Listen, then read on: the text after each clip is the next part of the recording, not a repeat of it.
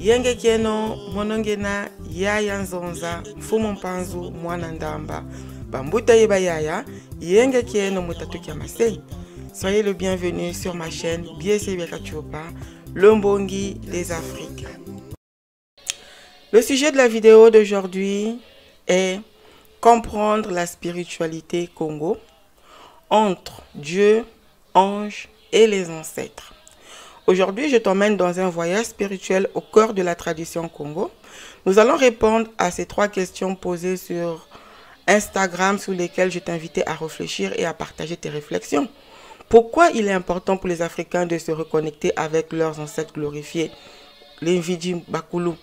Quelles sont les conséquences de l'adoration des dieux étrangers pour les Africains? Comment la spiritualité Congo définit-elle le chemin spirituel entre l'homme et Dieu? Je tire les réponses du livre de Némouanda Nsemi, Le culte panafricain, qu'il enseigne au Makessa Munzila Congo. Et il dit ceci: entre l'homme et Dieu, il y a des anges et les ancêtres qui sont regroupés en 2 catégories. Les ancêtres ordinaires et les ancêtres glorifiés ou divinisés que la tradition Congo appelle Mvidi Mukulu au pluriel Mvidi Bakulu. En langue Kikongo, le mot Mukulu veut dire un ancêtre. Mvidi Mukulu en Kikongo veut dire le saint ancêtre, l'ancêtre glorifié, l'ancêtre divinisé, le grand ancêtre. Une nation naturelle est une nation ou une communauté composée par les descendants d'un même ancêtre. Exemple, les Israéliens, les Bakongo, les Anamongo, les Yoruba, voilà, etc. Chaque nation naturelle a son génie, son ange, son esprit superviseur qui est le grand pont entre Dieu, les ancêtres glorifiés, et le peuple, l'homme.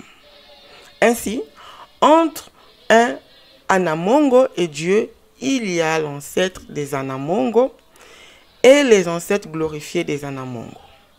Entre un Mukongo et Dieu, il y a l'ange du peuple Congo et les grands ancêtres Congo, les Bakulu Bamouila Congo.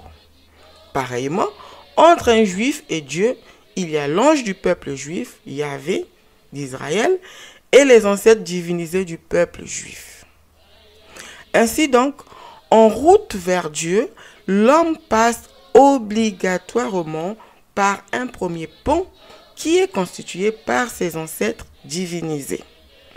Le deuxième pont par lequel l'homme passe est constitué par le chemin, par le génie superviseur de sa nationalité. Et ainsi, par toutes les grandes hiérarchies célestes dévouées au service de Dieu. La religion a comme rôle de promouvoir l'évolution spirituelle de l'homme et de l'aider à entrer en contact avec ses ancêtres divinisés, avec le génie superviseur de sa nationalité, avec les hiérarchies célestes et avec l'Esprit suprême. L'être suprême est le même pour toutes les races, pour toutes les nations, pour toutes les tribus, pour toutes les communautés. En langue Kikongo, le verbe Kuzambilakana veut dire être partout. L'omniprésence. Du verbe Kuzambilakana vient le mot ou le diminutif Nzambi, qui veut dire celui qui est partout. C'est pourquoi il porte ce célèbre nom de Nekongo Kalunga, Walungila Mobabo et Biabio. À suivre, reste connecté pour la suite de cette vidéo.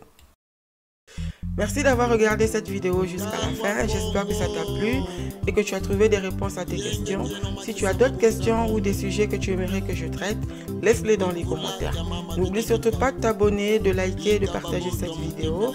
Et va aussi faire un tour sur Instagram, sur l'ensemble de mes réseaux sociaux pour des contenus exclusifs et des discussions instantanées. À bientôt dans la prochaine vidéo. Ngeta, Ibobo, Ibobo.